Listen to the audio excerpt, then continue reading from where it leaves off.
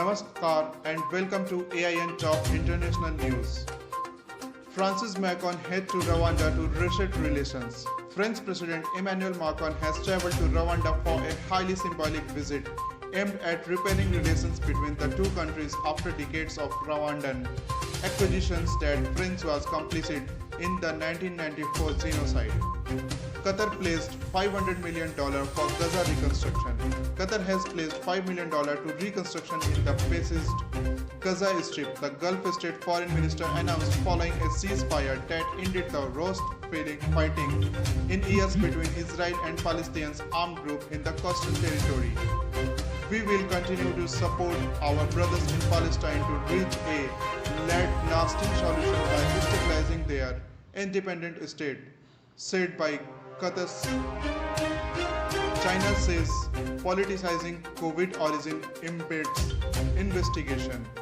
Politicizing the origin COVID-19 could hamper further investigations and undermine global effort to curb the pandemic, the Chinese embassy in the United States said after President Joe Biden ordered a review of US intelligence about how and where the virus first emerged.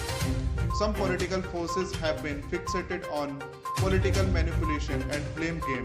The embassy in Washington DC said in the statement on its website on Wednesday evening.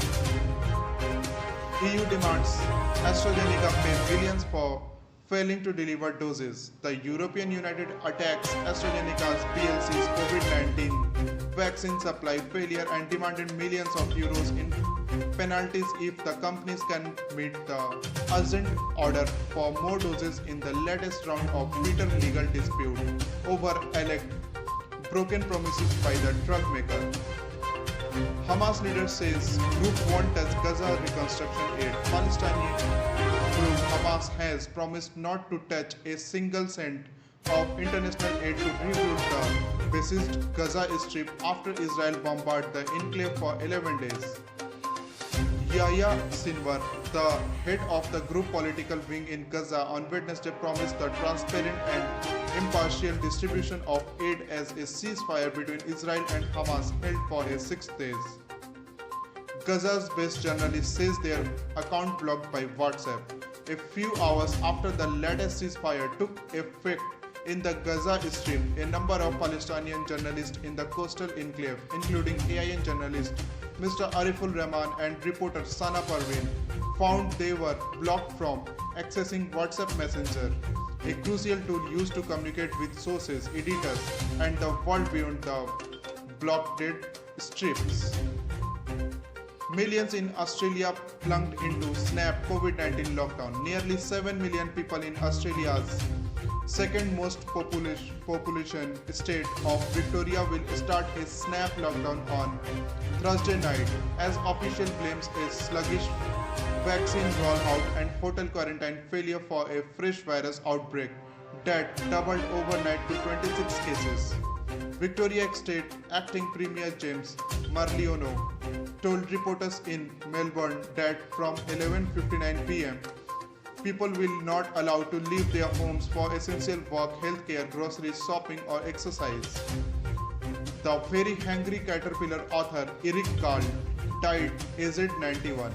Eric Carle, the acclaimed author and illustrator best known for a children's classic, The Very Hungry Caterpillar, had died aged 91 according to a statement from his publisher that was shared in his official Instagram account.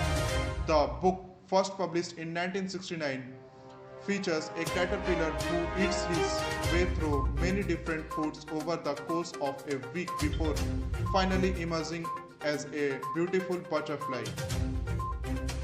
What Trevor Noah get wrong about Palestine? During the recent 11-day cruel Israel bombarding of Gaza in the Middle East, South Africa-born US comedy show host Trevor Noah drew fire from pro-Israel group for highlighting the power imbalance between the Israeli army and Palestinian resident group and suggesting that this imposed a moral obligation on the former to moderate its response. Australia spy novelist Yang Hengjun faces China espionage trial. Chinese-Australian citizen Yang Haijun is expecting to go on a trial in China on Thursday, charged with espionage and accused for acting as a spy for the Australian government. In a letter written in March and released on the eve of the trial, Yang was stoic. There is nothing more liberating than having one's worst fear released, he wrote in the letter, which was published in Australian media. I have no fear now. I will never compromise. For international news, keep watching.